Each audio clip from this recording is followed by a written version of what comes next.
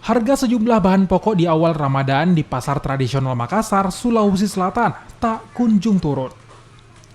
Bahkan, beberapa komoditi justru harganya semakin naik. Sebut saja cabai, yang kini dijual di kisaran Rp60.000 per kilogram.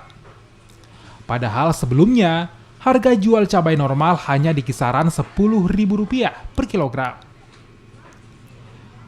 Tak hanya cabai, sayuran seperti tomat, wortel hingga kentang juga masih tinggi. Rata-rata harga jual sayuran mencapai Rp12.000 per kilogram, naik 2 kali lipat dari harga normal. Sekarang Kak 12. Sebelumnya 8.000 Kak. 8.000. Itu sudah masuk Ramadan memang atau pas Ramadan? Belum.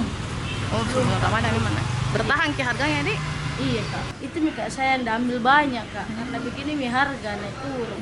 Kita biasanya ambil berapa normalnya? Normalnya 10 kilo Kak. Sekarang kita tinggal berapa? 5 juga.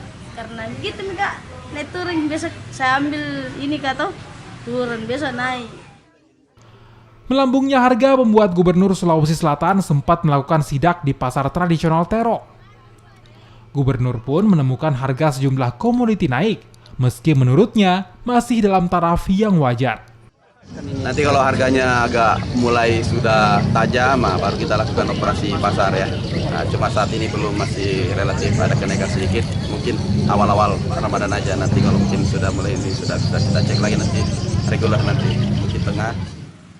Para pedagang kini berharap pemerintah bisa memberikan solusi agar harga bisa ditekan, mengingat daya beli masyarakat kini mulai alami penurunan. Tim Liputan, Kompas TV, Makassar, Sulawesi Selatan.